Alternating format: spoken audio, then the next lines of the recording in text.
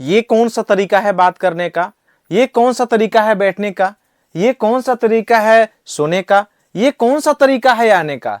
Guys ऐसे sentence ना बहुत हम लोग सुनते हैं, बोलते भी हैं, किसी और को बोलते हुए सुनते भी हैं, बट सवाल ये है कि ऐसे सेंटेंस को खुद से बोलना पड़ जाए इंग्लिश में तो कैसे बोलेंगे।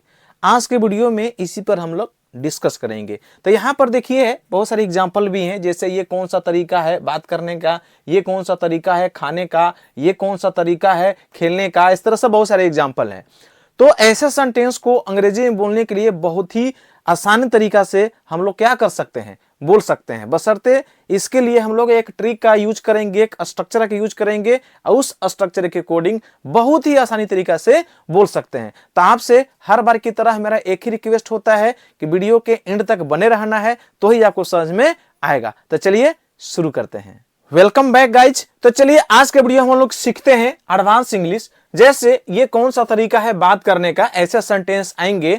तो ऐसे सेंटेंस को बोलने के लिए जो हम स्ट्रक्चर का फॉलो करते हैं वो स्ट्रक्चर है, सबसे पहले आपको लिखना है या बोल देना है what is the way.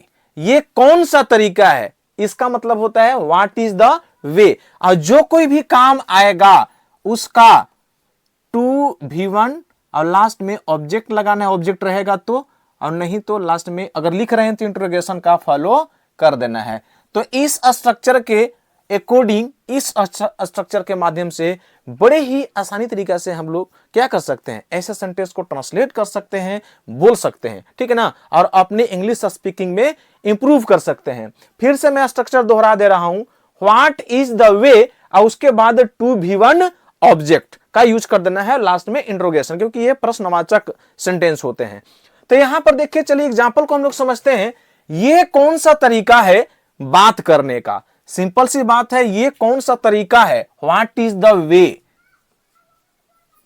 What is the वे हो गया। और उसके बाद क्या है, वर्ब ढूंढिए, उसके पहले टू लगाना है, ठीक है, टू V1। तो वर्ब क्या है इसमें, बात करना। बात करना के अंग्रेजी होता है टॉक, तो यहां पर हम बोलेंगे टू टॉक। ऑब्जेक्ट कुछ नहीं है, इंट्रोगेशन हो गया हमारा। What is the way to talk, what is the way to talk, ये कौन सा तरीका है बात करने का। चलिए और भी एग्जांपल है, उनको भी हम लोग देख लेते हैं। यहां है, ये कौन सा तरीका है खाने का, ठीक है, तो हो जाएगा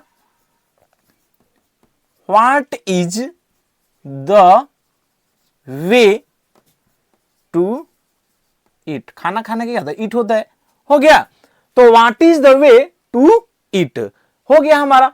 और भी है एग्जांपल देखते हैं, ये कौन सा तरीका है खेलने का, कैसे खेल रहे हो यार, ये कौन सा तरीका है खेलने का, ठीक है। तो इसको हम लोग बोलेंगे बड़े ही आसानी से, what is the way to play, ये कौन सा तरीका है खेलने का, what is the way to play. चलिए जितना प्रैक्टिस करेंगे उतना ही हमारे लिए अच्छा है, और प्रैक्टिस कर लेते हैं। ये कौन सा तरीका है आने का, ये कौन सा तरीका है आने का, सिंपल सी बात है, what is the way to come, बहुत आसान है। और एग्जांपल देखते हैं, ये कौन सा तरीका है सोने का, यार कैसे सोए हो तुम, ये कौन सा तरीका है सोने का, बड़ा अजीब ढंग से सोए हो तुम, तो ये कौन सा तरीका है सोने का। तो हो जाएगा what is the way to sleep हो गया।